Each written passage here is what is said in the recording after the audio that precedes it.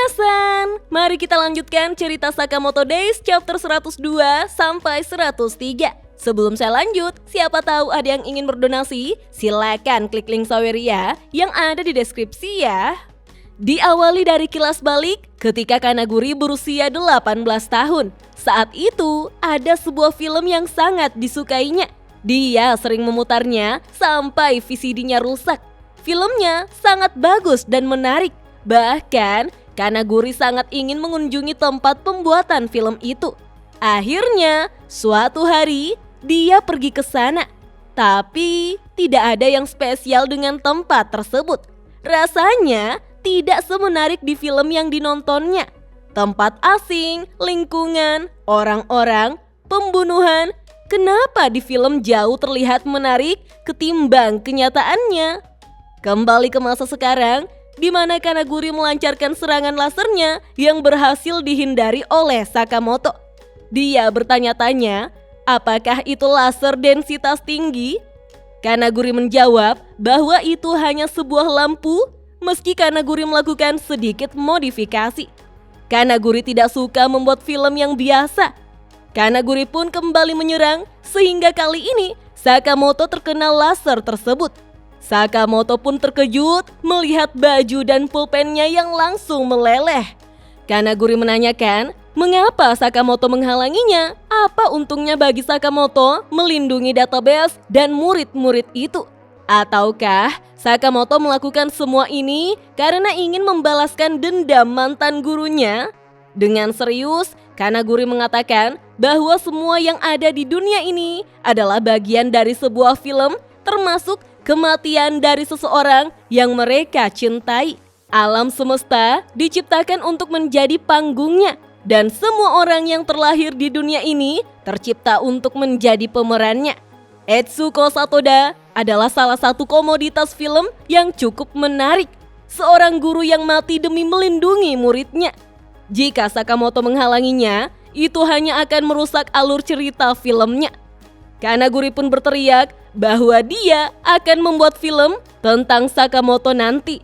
Jadi, jangan biarkan kesedihannya itu menghalangi kepergian Satoda Sensei. Saat itulah Sakamoto yang sangat marah lantas meninju dinding sehingga meruntuhkan tiang-tiang yang kemudian diambilnya untuk dilemparkannya pada Kanaguri. Sakamoto mengatakan dengan tegas bahwa hal semacam itu tidak akan pernah bisa menyentuh hati seseorang.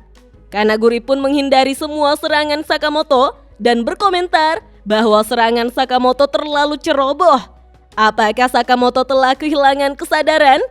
Jika Sakamoto menolak sang penciptanya, Sakamoto tidak akan pernah bisa memperoleh hasil film yang bagus. Kanaguri lantas melompati Sakamoto dan mengarahkan lampu lasernya tepat di kepala Sakamoto. Namun siapa sangka Kanaguri justru menerima serangan makan tuan di mana lasernya mengenai punggungnya sendiri.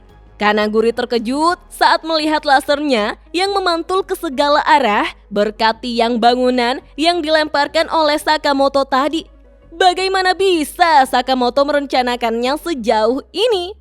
Kanaguri semakin terkesima. Ini akan menjadi film yang menarik. Yah, sangat menarik.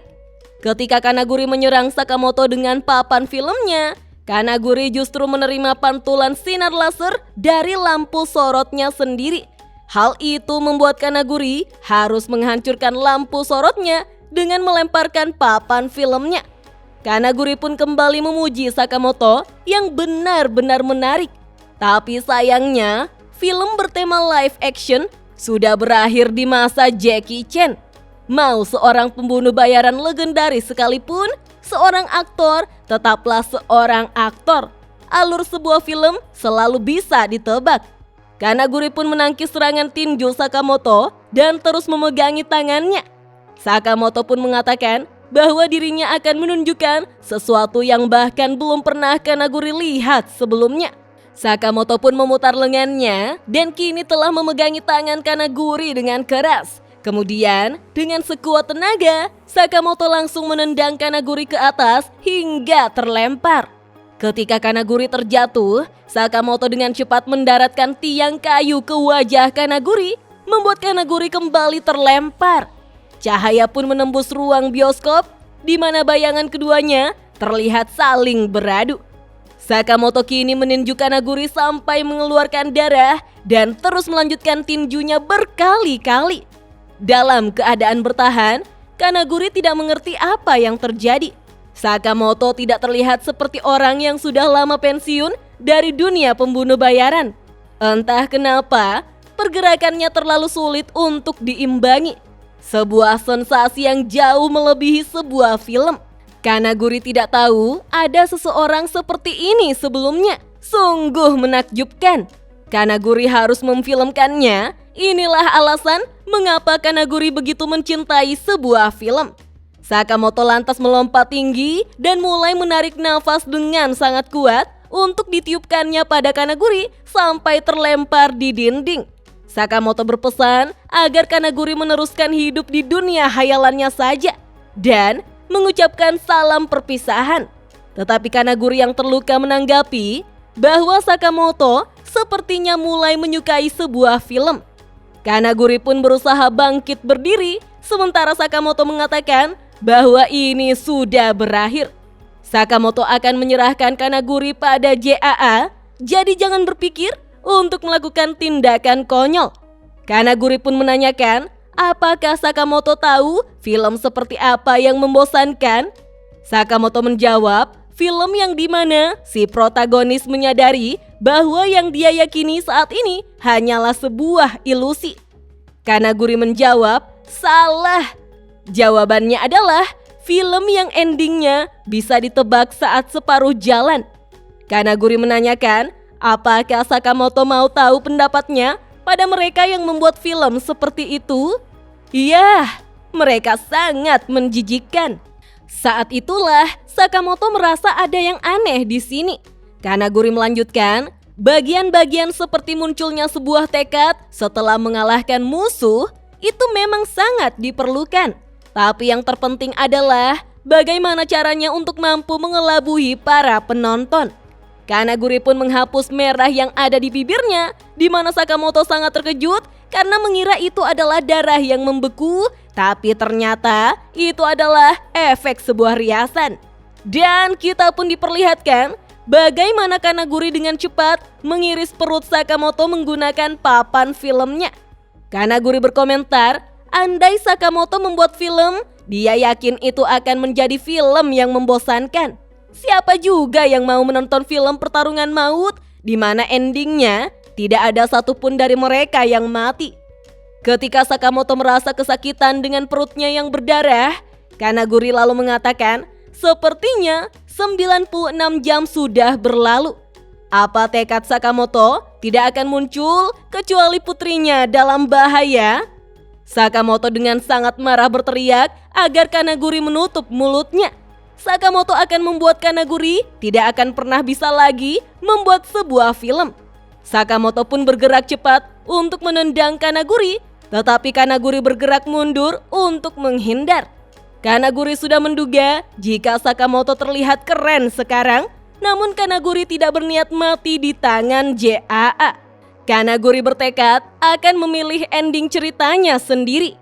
Di saat Sakamoto mau meninju Kanaguri, siapa sangka Akira muncul di tengah-tengah pertarungan dan menahan tinju Sakamoto menggunakan pedangnya.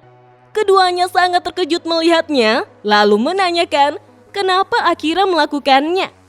Akira menjawab bahwa dia memberikan izin untuk Kanaguri membuat film tentang dirinya. Kanaguri dan Sakamoto kembali terkejut mendengarnya. Tapi sebagai gantinya, Akira meminta Kanaguri membawanya ke tempat Mr. X. Itu karena Akira sudah mengetahui bahwa Rion Akao telah dibunuh oleh Mr. X. Kanaguri lantas terkesima karena Akira mau membalas dendam.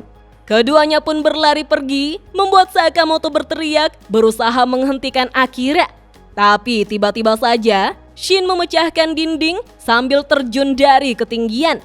Dan dia langsung memanggil Sakamoto. Shin, Natsuki, dan Amane pun mendarat, tapi terkejut dengan kondisi Sakamoto yang terluka. Natsuki menanyakan tentang apa yang terjadi di sini. membuat Akira berhenti berjalan dan menoleh ke arahnya. Sakamoto menjawab bahwa ini bukan waktu yang tepat untuk menjelaskannya. Namun Shin yang mampu membaca isi pikiran Sakamoto langsung mengetahui apa yang terjadi. Kemudian berlari maju sambil meminta bantuan Natsuki dan Amane.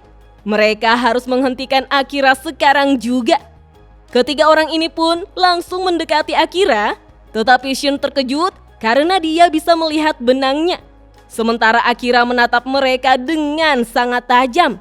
Siapa sangka ketiganya dapat ditendang sekaligus dalam sekali serang oleh Akira, sehingga ketiganya terjatuh.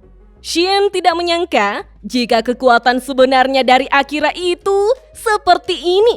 Jika Shin tidak melihat selangkah lebih depan, mungkin Akira bisa membungkamnya. Sakamoto pun kembali berteriak mengingatkan Akira bahwa terlalu berbahaya untuk pergi sendirian. Sakamoto menawarkan diri untuk ikut pergi bersamanya menemui Mr. X. Tetapi Akira justru meminta maaf dan mengatakan dengan sikap Sakamoto yang tidak ingin membunuh orang lain, itu hanya akan menghalangi Akira. Apapun yang terjadi, Akira akan membalaskan dendam bibi Rion. Dengan ekspresi yang menyeramkan, Akira mengatakan bahwa dia akan membunuh Mr. X. Kanaguri dan Akira lantas berjalan keluar dari gedung JAA, meninggalkan Shin, Sakamoto, Natsuki, Amane, serta kartu pelajarnya di JCC. Nah, minasan, apakah Akira bisa membunuh Mr. X sendirian? Apa yang akan Sakamoto lakukan setelah ini? Kita lanjut ke video selanjutnya ya. Dah.